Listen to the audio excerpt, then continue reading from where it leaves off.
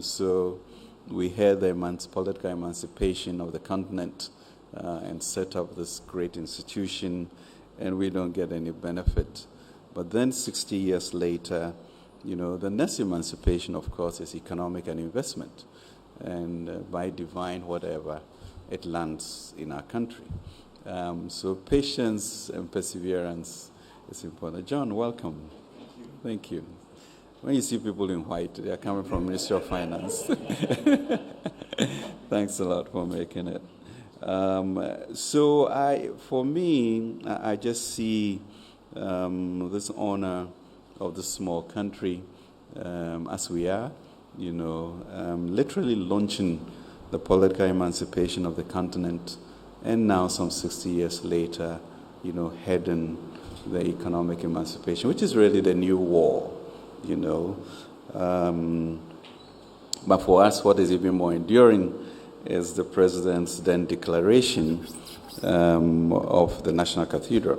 And the reason I say that is because I look at, life as, political emancipation, economic emancipation, and a spiritual uplift, so that you can keep the values and tenets of what represents your country. So that triangle is important, and it seems it's coming together at this junction. And that's exciting for me. So we look at now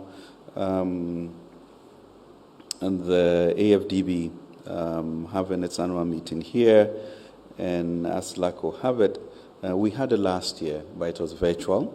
And then the shareholders and governors decided that, we should continue and have the next one here, which will be physical.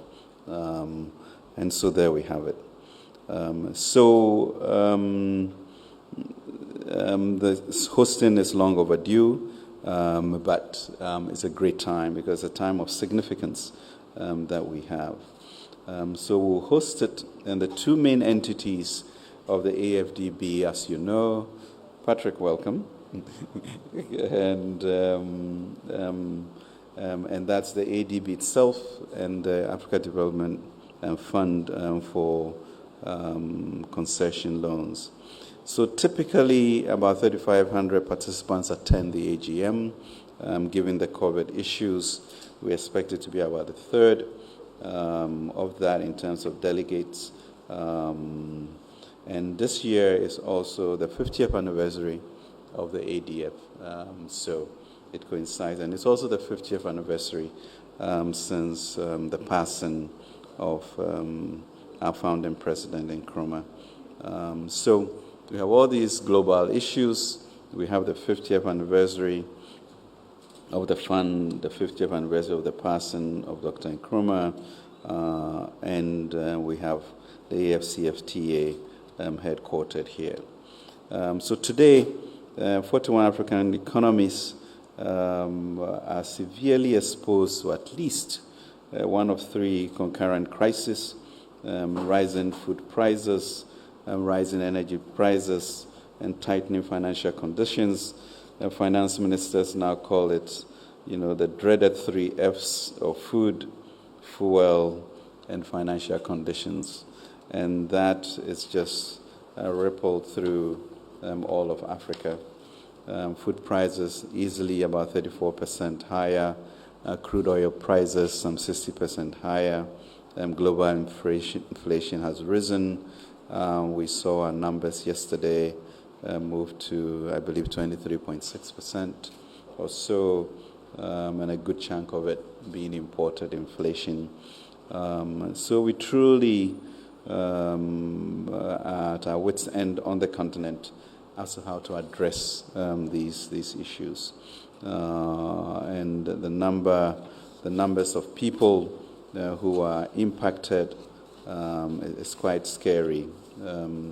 And we have to look at that. So the newly poor in Africa has increased by some 55 million, and approximately 35 million former jobs are at risk around the continent due to reduced demand, enforced lockdowns, and global supply chains, and the war.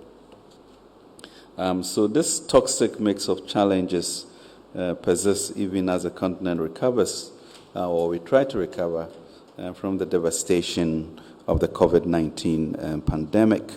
The spread and scope of these challenges require collective and coordinated action at the regional level if Africa is to overcome them. In the AFDB, we have a well-positioned institution with a convening power and a network of technical and financial resources to significantly contribute toward finding robust solutions to some of these intractable problems that we are experiencing.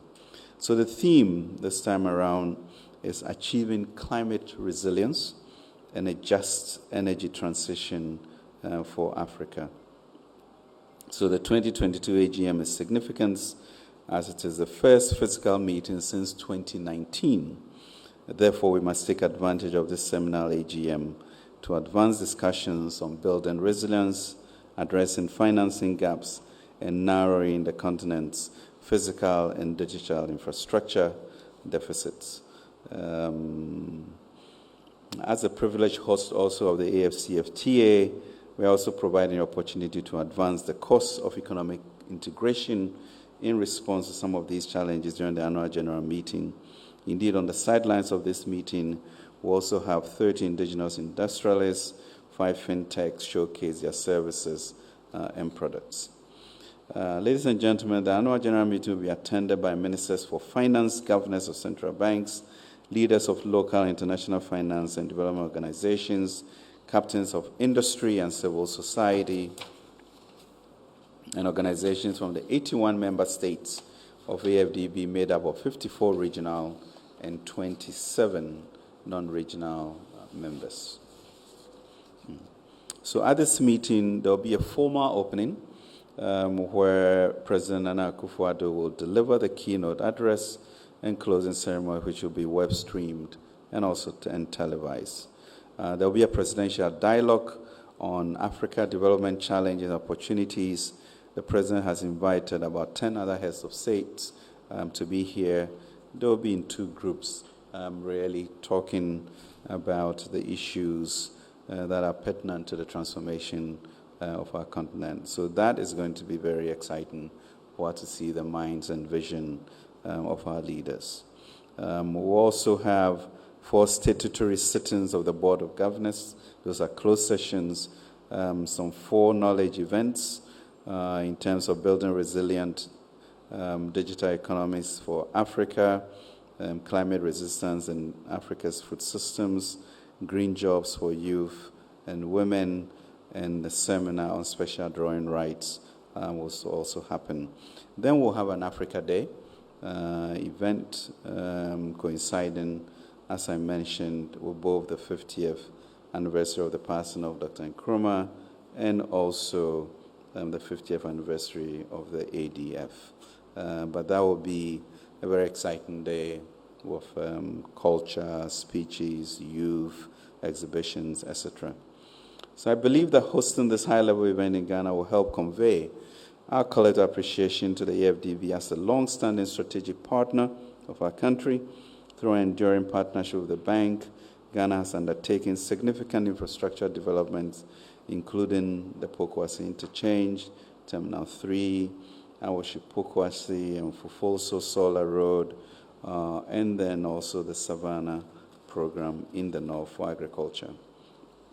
We've also made considerable progress in partnering with them in education, skill training, sanitation, and the modernization of agriculture in Ghana with the significant support of the AFD, including some solar systems, some TVET training, supply of fertilizers and seeds, and then transformation support to 100,000 SMEs in Ghana through the Rural Enterprise Project since 1995. We are also thankful to AFDB for its support in establishing the new $800 to $1 billion development bank, which will officially be launched in June of next month. They provided $70 million of complementary financing to support that. So Ghanaians have a cause to take pride in and promote this enduring partnership with AFDB. We owe it to our forebears and ourselves to successfully host this important event for the continent. To this end, the local organizing committee, headed by Yvonne, has worked assiduously with officials of AFDB to deliver the key aspects of the AGM as outlined in an MOU that we signed with AFDB on November 8th, 2021. So I'm really happy to report that we've had 2 initial assessments which have gone very well. Just left a breakfast with Dr. Adesina and the diplomatic corps. He also paid a courtesy visit to our president yesterday, and I think we are 90% there of preparations, and it's going to be one of those moments for the continent in which we highlight the issues that are important to us and really ensure that AFDB begins to take its rightful role on the continent and among the leaders in the world of supporting financing of our continent.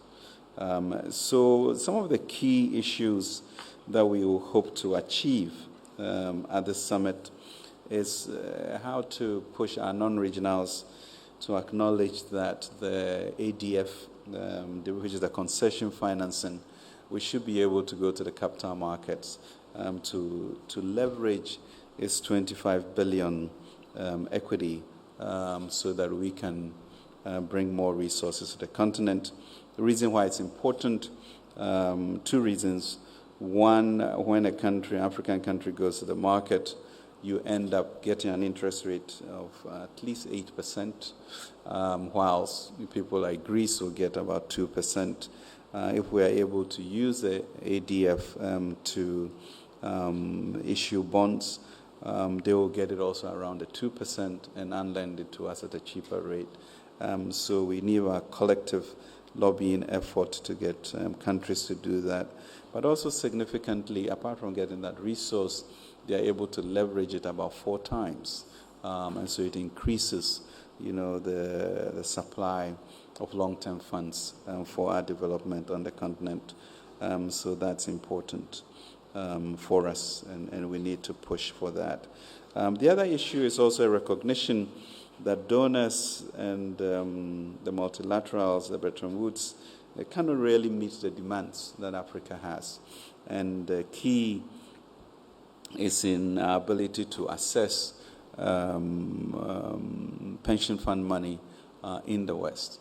But because of the way in which ratings agencies rate Africa, it really becomes difficult for them to invest. How do we get into these almost 145 trillion of money? That is mostly underperforming to find an Africa stability mechanism which will then be able to draw or crowd in that type of capital which we need for our SDGs, for climate change, to recover also from the COVID experience. So that is the challenge. It's a good time for this AGM to happen down, and it could lead to some really important change in how the global financial architecture is tackled so that we can get the resources we need to be able to transform the continent. So Kojo, this is where we are at, and available for questions.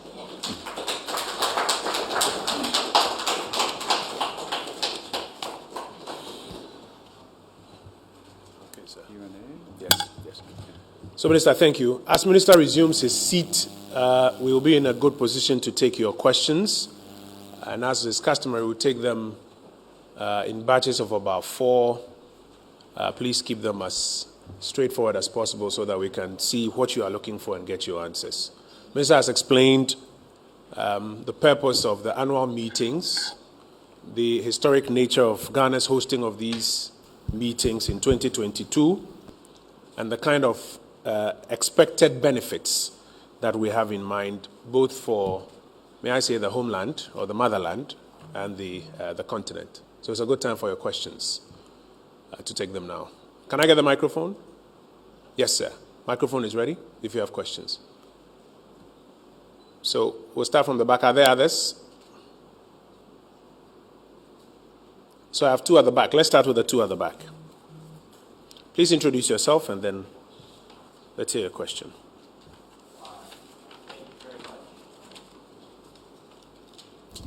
Thank you very much. My name is Cooper, and I'm from Reuters.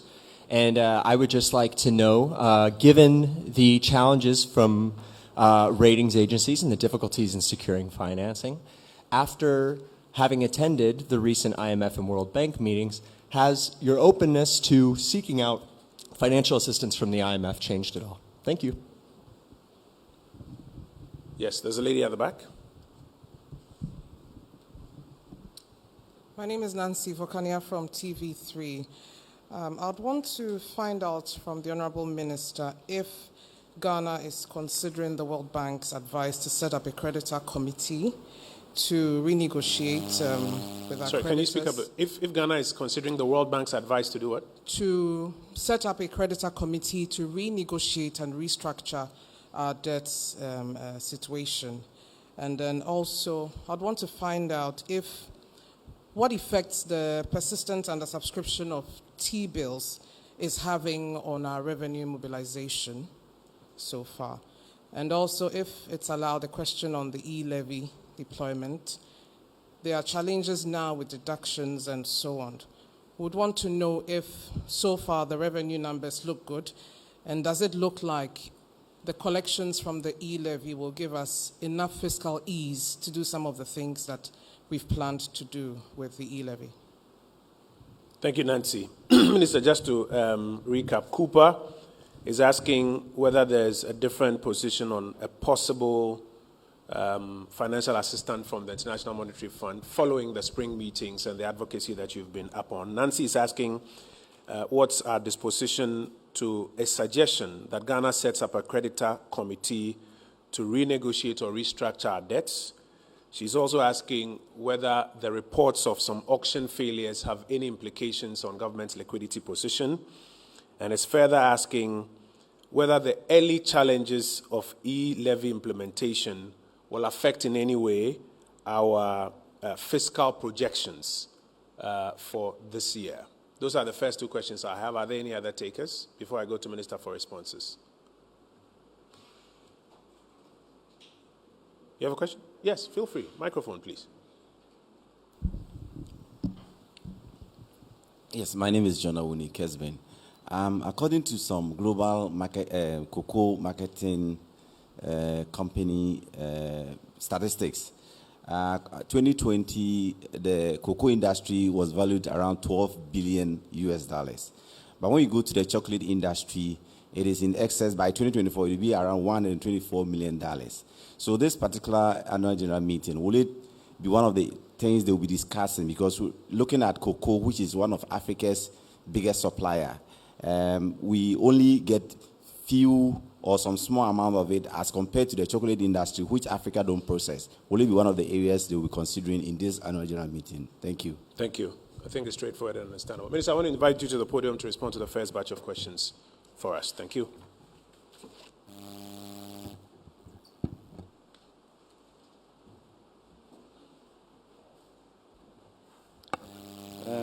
Thank you very much indeed. So the first person was from, is it Cooper, or what's the name? Yeah, Cooper. Where are you? Oh, so I can see you.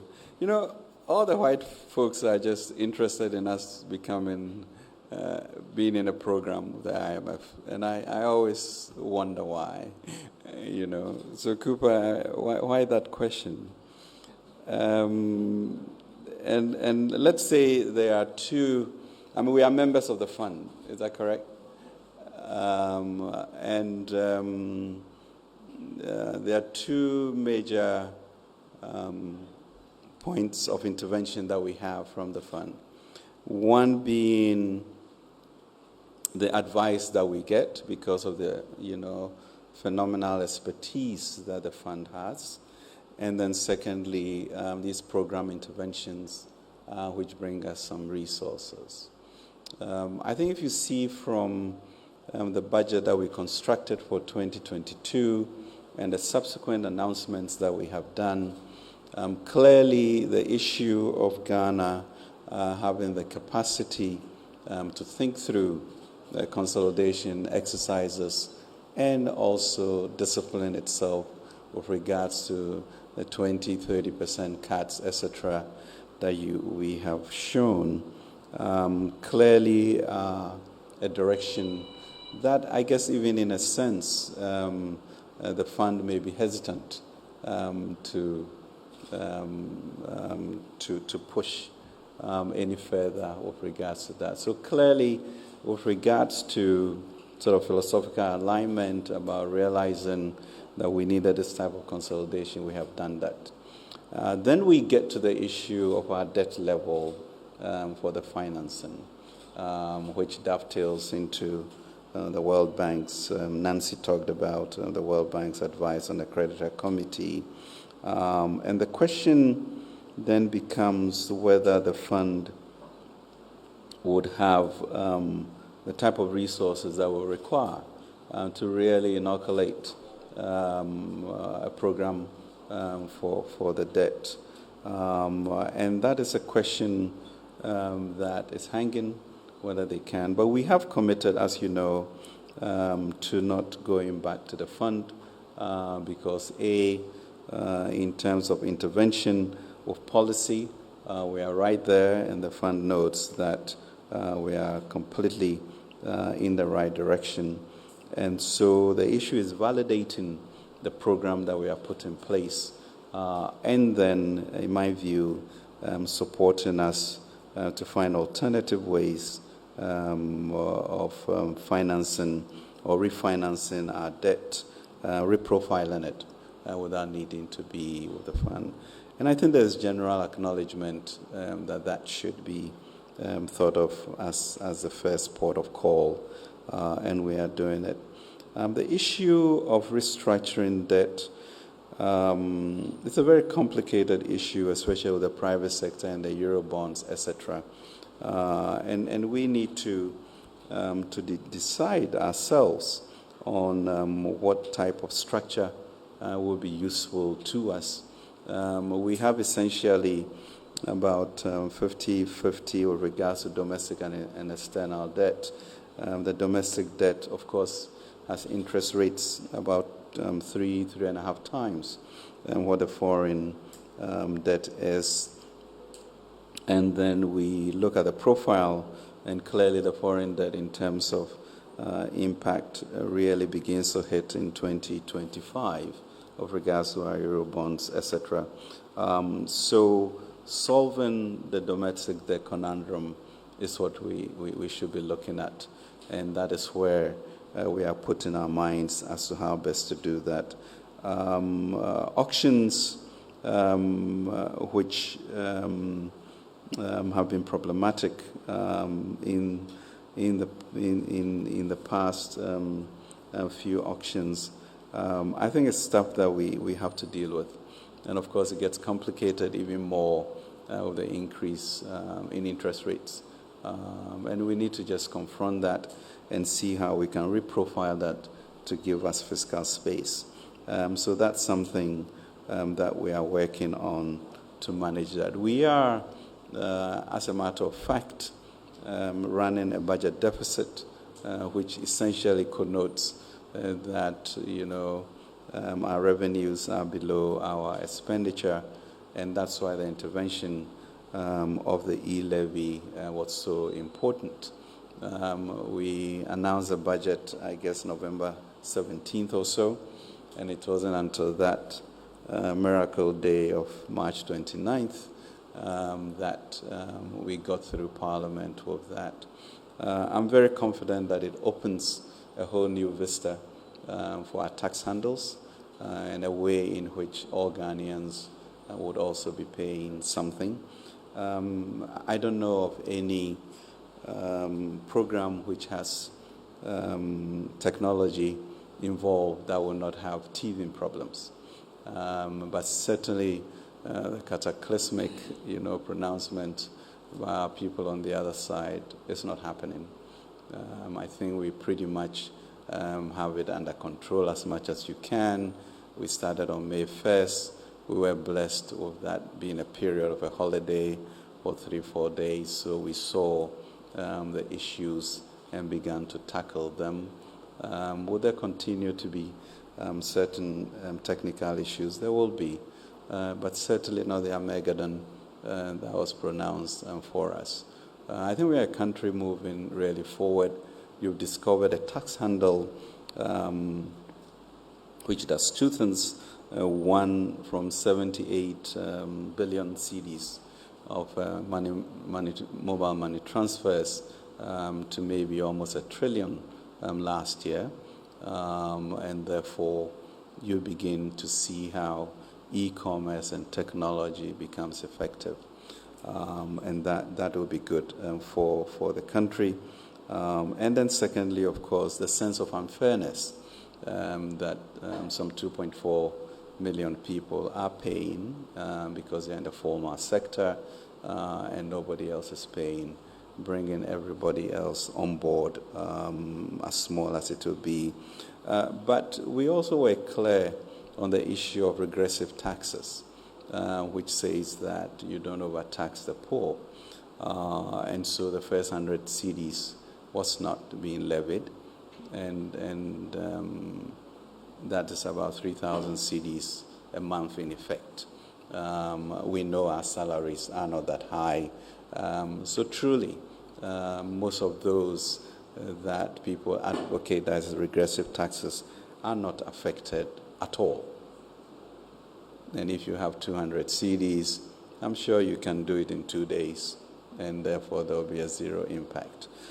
So we are truly excited about this new tax handle to look at issues of curing, auction failures, increasing our revenue mobilization, getting technology, and gradually moving into an economy in which really, people just don't use cash because it's much easier to continue with technology. So I think it's an exciting period to having a structural solution to revenue mobilization in a way that we haven't had before. We are also, I guess, starting with the property taxes as a pilot to begin. And we'll be a nation in which we can easily double our revenue to GDP ratios from the 13-14%, to double that. So a pretty good time, but nobody likes to pay taxes, so it's always difficult. But I think we all begin to get used to it as we apply the use of the taxes for the citizenry to see. We should be launching the U-Start program, the 10 billion CD historic program, starting in June, and we'll be able to see immediately the deployment of those resources, to this teeming mass of some 11 million youth to get enterprise, employment, support for the youth, so that we become the entrepreneurial nation that we've advocated for. So these are, great times for the nation. We should be able to read the times as they are. And you come to these very difficult moments in your history, and then the genius of the Ghanaian rises up and will do it. So let us be confident about the future, but let us bed and share, all of us, so that we get to where we are purposed to be. Thank you. So there was a final question about whether the meetings will address how to better appropriate value chains for Ghana, including, for example, the cocoa value chain, how to ensure that. The cocoa value chain, that's true. Very important question, because, as you suggested, sort of the seed industry, maybe about 12 billion, you said so. Between Cote d'Ivoire and Ghana, Ghana is usually 2, Cote d'Ivoire 3. So between Cote d'Ivoire and Ghana, maybe about 5 billion cedis of seed, which then goes to create an industry of actually somewhere around 140 billion, not 24 billion, when you look at all the things that cocoa is involved in. So, the reflex has been, okay, let's start some processing in our country, which we are doing. But the truth of the matter is that the first cut at processing does not really bring you a whole lot of money. It is when you move into the chocolate making. So I think we as a country needs to be a little bit clearer on that policy, because we were so over-enthusiastic about that those who want to process in the initial instance are even given a 20% discount, which means that, even selling the seeds could give us more money. So that has to be, relooked at, or else we scale up the value addition beyond just, sort of the first stage processing. Then you really be capturing. So I think that is the next move. But clearly between Ghana and Cote d'Ivoire, with our agreements that we have, I think we are all challenged to look at it differently. Important question, because Afri-Exim has also determined that trade in cocoa should be elevated, and therefore they are looking at purchasing, of some of the plants by Cadbury or whatever outside, so that we can link into that. So there's some ways to go, but the thinking is in the right direction, and we should be able to make more money from that than we are doing. I keep saying that people I graduated from at Yale who are in commodity trading have not seen a farm before. They make $1 million a year. And then my uncles, the farmers, with snake bites and cutlass wounds, just take whatever we take. So for me, the accusation is for us, the educated elite, how we have not been able to bridge, that gap between what the farmer gives as seed to the end product on the shelf, so that we can accrue or appropriate that resource into our country. So yes, watch that space, and we should get there. Thank you. Thank you. Minister, while I go for, I think the final batch of questions, I can't help but recollect Obamacare, which is today revolutionized healthcare delivery in the U.S., and the initial technology glitches that the websites had, and it pales in comparison with the benefits that today millions of Americans are, appropriating. And then when Nancy asked about the revenue performance, my mind just went to the fact that it's past end of April. So I was wondering how many of us here have filed our tax returns.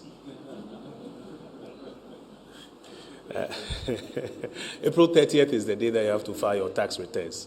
So please bear that in mind. Nana's hand is up. Nancy is up again. I have more hands. So I'll take it in two batches, okay? So maybe let me take this side first. Can I see the hands up here? So 1, 2, 3. Nancy, I'll come back to you 4 for this, and then I'll come back here. Gentlemen, 1, 2, 3, 4 for the next batch. So can we have the microphone, please? Yes, let's start with Nana.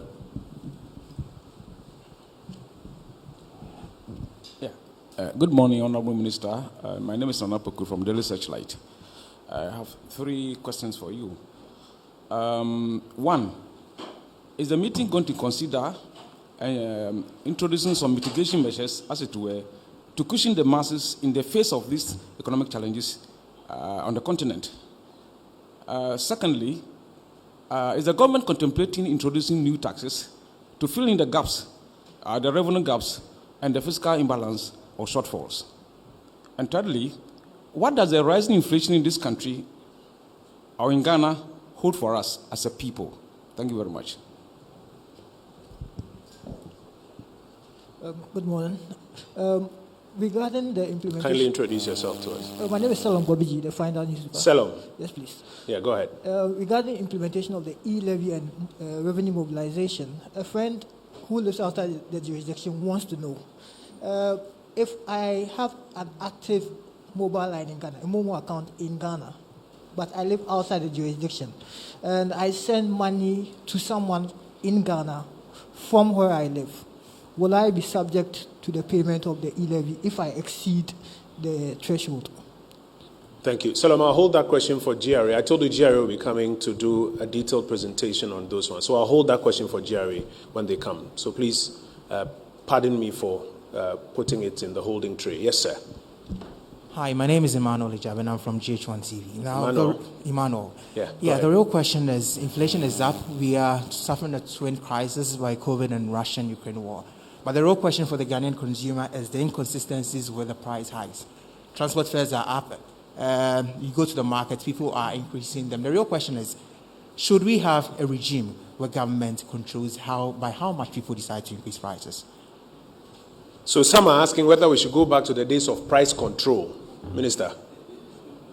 The revolutionary days of price control, and whether it worked or not. Nancy, should I come to you? Okay, so let's take Nancy. So I want to rehash my question on the under-subscription of the Treasury bills. That wasn't answered, so if the Honourable Minister could do that. Actually, Minister spoke to the auction failures issue. It was the same one he spoke to on auction failures. Is it? Okay. Yeah. My mistake.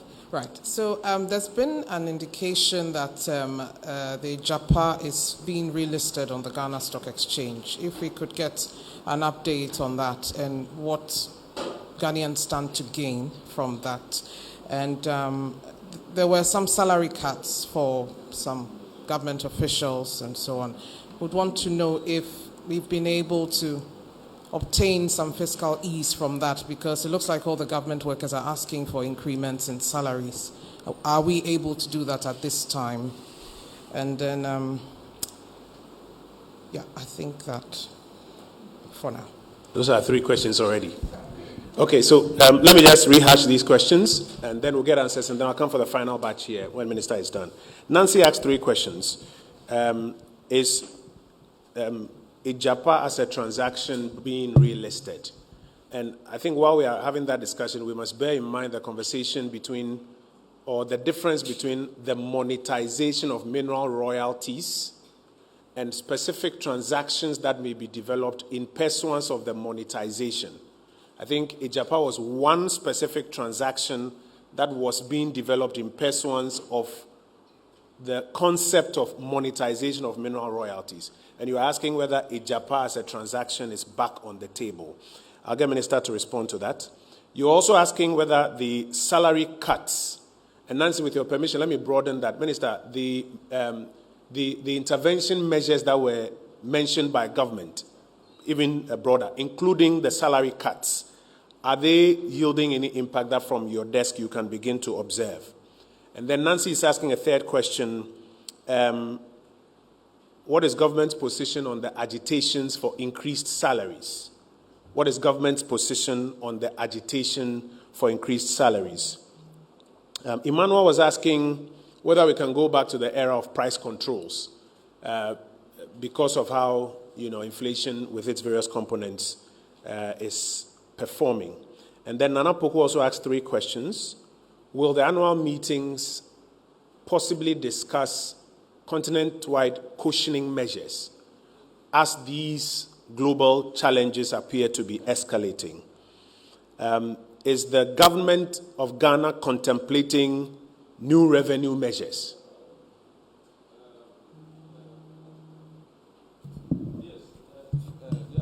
New taxes, not revenue measure. New taxes. But taxes are part of. Oh, okay. Okay.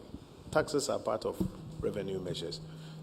So is the government of Ghana contemplating new revenue measures, or maybe even specifically taxes? And then there's another question. What is your reading of how this escalating inflation? In fact, this morning, if you're watching CNN, they are talking about escalating gas, rent, food, and other prices in the US. In the UK, they are discussing what they call the cost of living crisis that is as a result of inflation. He's asking, what is your reading of the impact of the growing inflation on the everyday Ghanaian? And if I may have your permission to add to that, what is the government doing about it? Colleagues, have I captured your questions well? Sometimes I'm accused of changing your questions, but I hope I've captured them fairly. Minister, we're in your hands.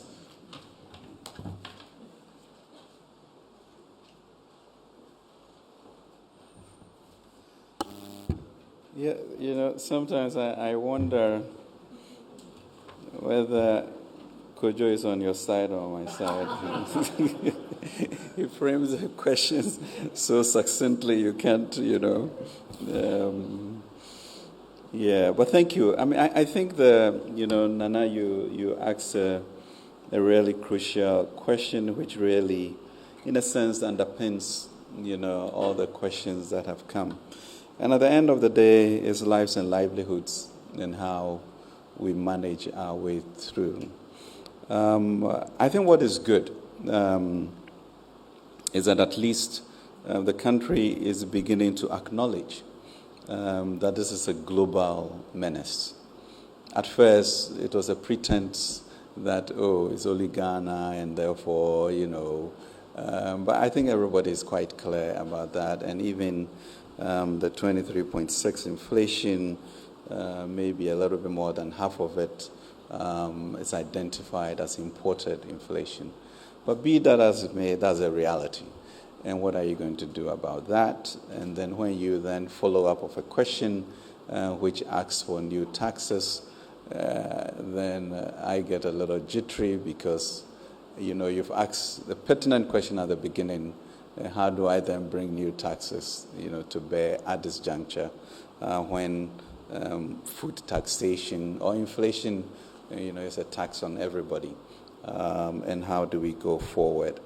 Digitalization is going to be important so that I find everybody who ought to pay and is not paying, give to Caesar what is Caesar's, and I have to get efficient in collecting that. So that's a debate. What can we do? I think really Cabinet was quite prescient about the budget that we had and the theme of building an entrepreneurial society is pretty clear. We're not even sure that these things were going to happen.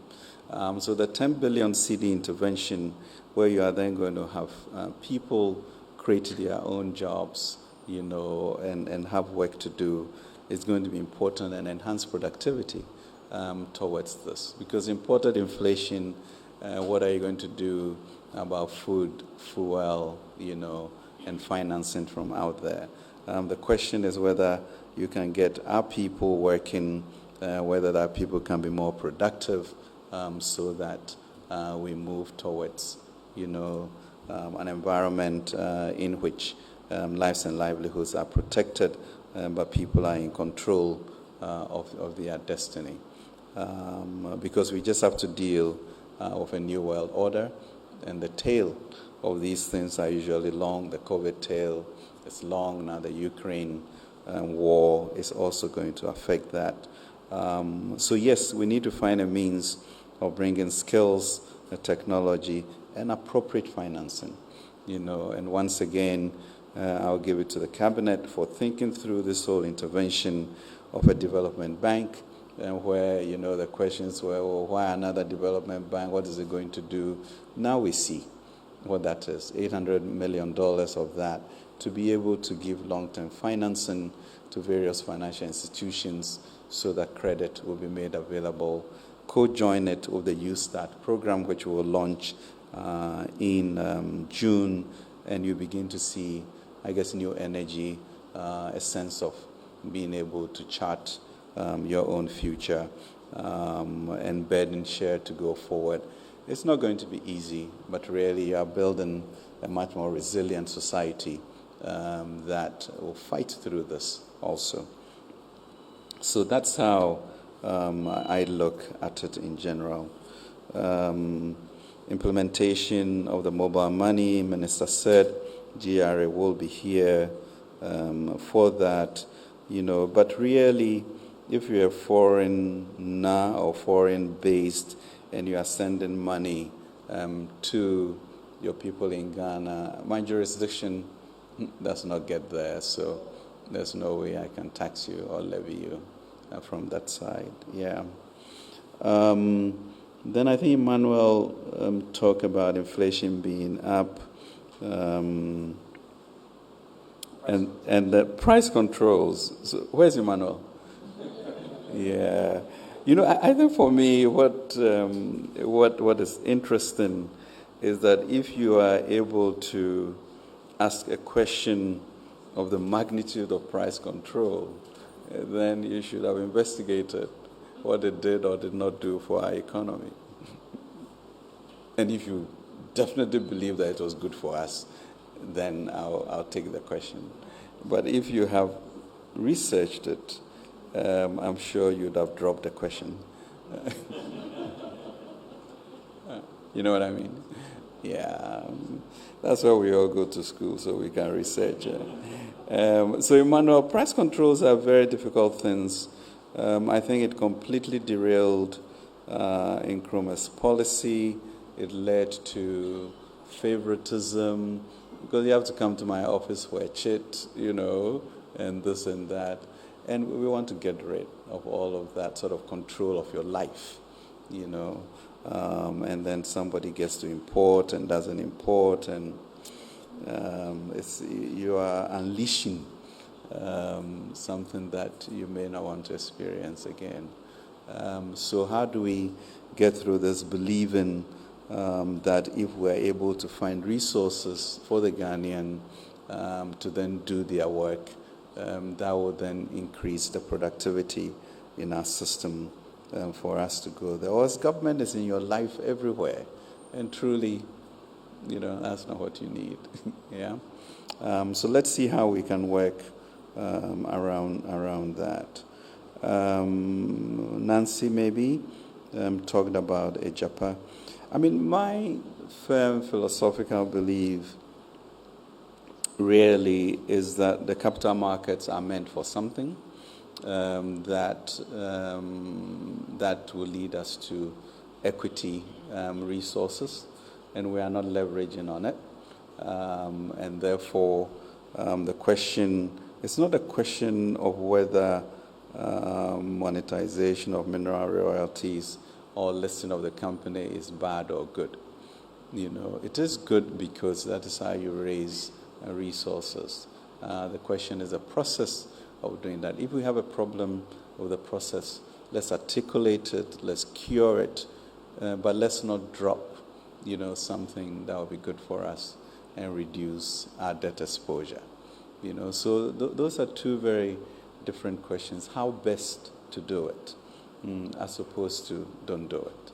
And so my mind is still there. I know the president has mentioned something about that, going through the AG and Parliament again to do that.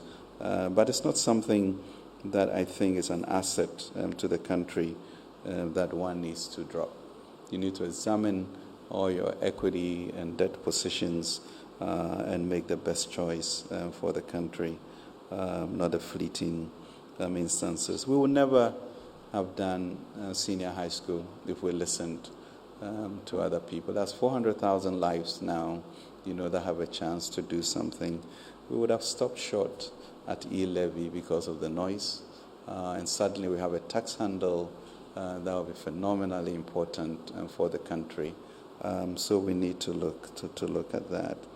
I think with regards to, once again, the results of the consolidation and the announcements about travel and reduction in salaries and all of that, the controller will be giving us a report to see. But it's really early days yet. But I think what was significant was really the issue of sacrifice and recognition by leadership that these are difficult times and we should join. Sometimes it's not a quantum, but it's exercising a sense that you are au fait with what is happening with your people and you are joining in it to make sure that you are all burden sharing. And I think that may be the more important lesson. But it leads to a certain frugality because now, I went to the spring meetings with 8 people as opposed to prior years that may be double or 3 times, depending on all of the meetings, because now Zoom has become a real part of our lives, you know. So I think that signaling is what must be heralded, an acknowledgement that we are all one people and we should bed and share, and then the bonus that will be the savings that will come out of it. Thank you very much. Thank you. So I do know Minister has an 11:30 he has to go to, so I'm going to take the final 4 very quickly. I think we selected already? We did select already.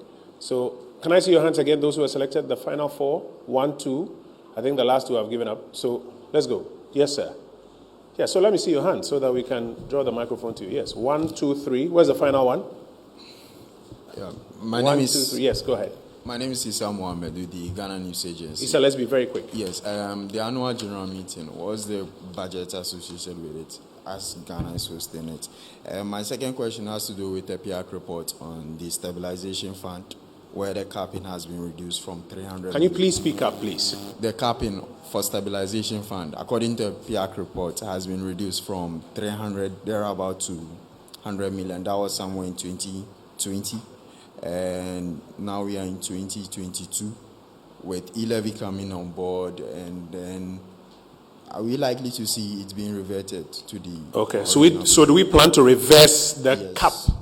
Let me take the others so that we can quickly wrap up. You've done 2, let me take the others. Yes, gentlemen. Yes, sir, very quickly, sir. All right. Good afternoon. My name is Solomon, Metro TV. All right, mister, I just want to know when COVID tax will end. That's just my question. Okay. Is there a sunset clause at this point in time on the COVID levy? Is there a sunset clause on it, Minister? Echo, very quickly. Thanks. Yeah, Minister, my name is Echo from Bloomberg.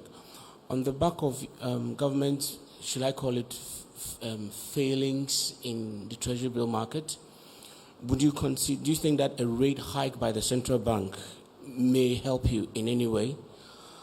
2, the Bank of America made a due diligence report on your plan to acquire more stakes in ACAP via GNPC. What is the update on that?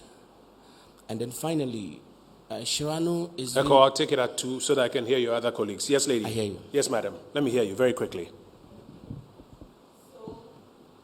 Yeah.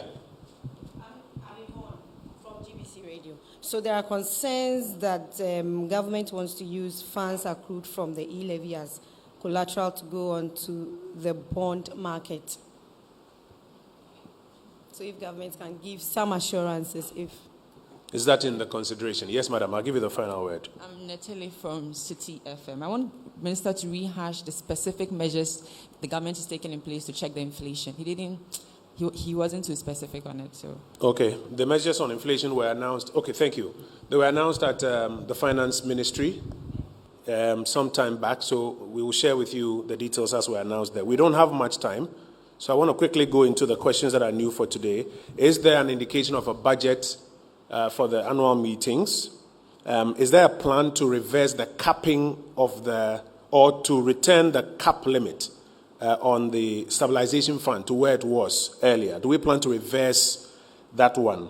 Is there a sunset clause on the COVID levy, or do we plan to introduce one? Do we expect that the interest rate hike by the central bank would help the auctions? Do you have an update on the ACA acquisition? Does government have plans to collateralize the e-levy? And I think for inflation, we answered it at the Finance Ministry, asked and answered. Minister, I would invite you to wrap up for us so that we can attend to the 11:30 as well. Thank you.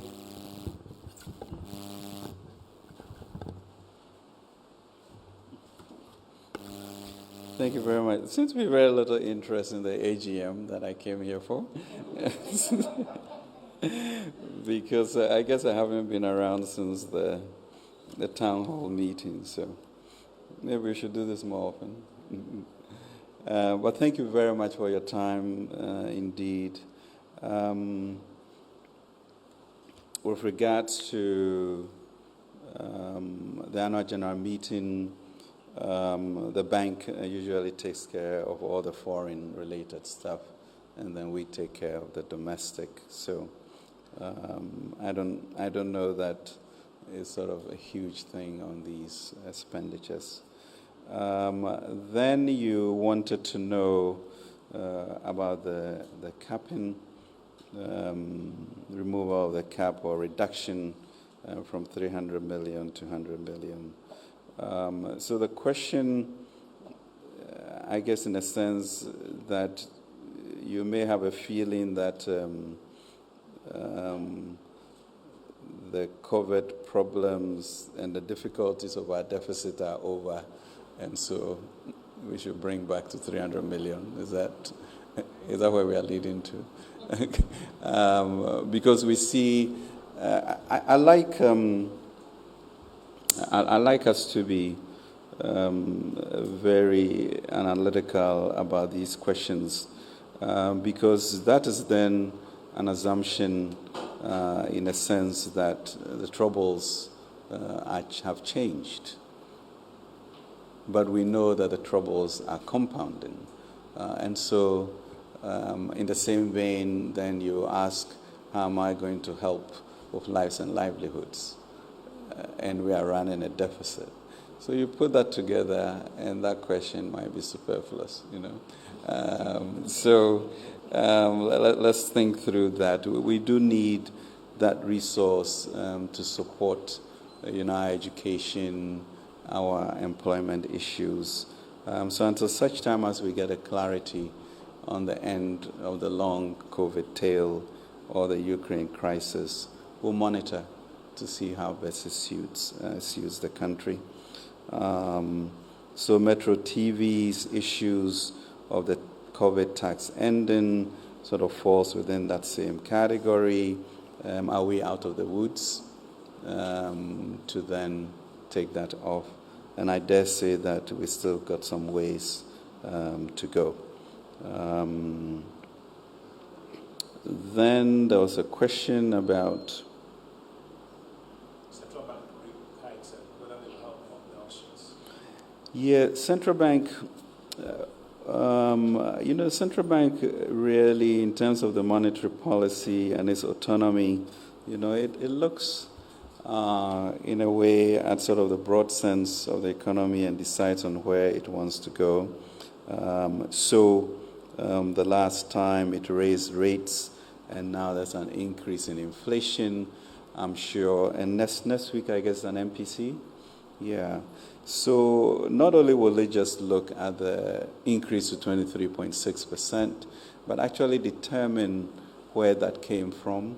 And if it's really sort of imported inflation, then it won't be a knee-jerk reaction to necessarily increase it by a certain magnitude, because that will not impact that.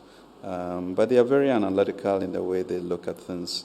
We are praying that once they sort of distill what constitutes the increment, they will then take a policy direction that will not cramp growth, or productivity. And so we are confident in what they will do. I think the whole oil industry has changed, and given sort of the Glasgow declarations, the whole issue of African assets like oil being stranded comes into sharp relief, and a lot of banks also deciding not to invest in fossil fuel. So I'm sure that's going to lead to sort of rethinking of all of these agreements that we have, including ACA, etc. And that will be Ministry of Energy and GMPC, etc. So we hope that would work out. E-levy, I don't know, your question was whether we'll give you an assurance that it won't be, collateralized? The question is, that collateralization is bad? Do you get me? I should give you an assurance. Assurance is really where is the economy going? What are the instruments that we have in our basket, and how do we deploy them? Unless you are categorical or you know something that I don't know, that collateralization is bad. So I will not give you an assurance. I will at each point in time examine what we have and take a decision with Cabinet as to how best to use the resources of our country. Inflationary pressures, yeah, we have them. We need to find a way to get people working. We need to find a way to get appropriate capital and skill sets out there so that people, can work.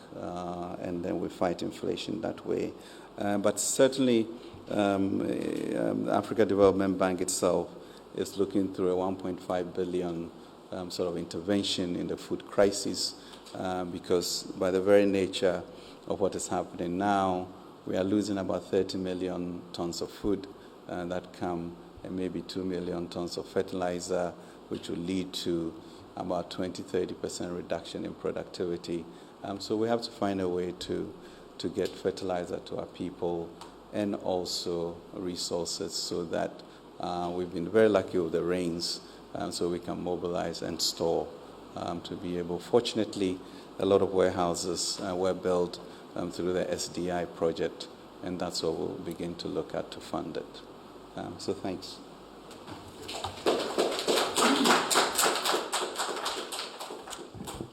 So, Honorable Minister, Directors of the Ministry, the Honorable Deputy Minister, we want to thank you for joining us here at the Ministry of Information for this quick brief. 23rd to 27th of May, the African Development Bank and the African Financial Community will be in Accra, Ghana for the 2022 annual general meetings. And it holds a lot of benefit for the Republic and for the continent, especially at the time when we're building or deepening partnerships for the recovery that we're all looking forward to. Whatever story you report, please find some room to mention this one for us. I know you've asked questions on many other things, but this one too is important to us, so please do well to mention it for us. Minister, I want to thank you for your time. Colleagues, wish you all the best. We'll see you later.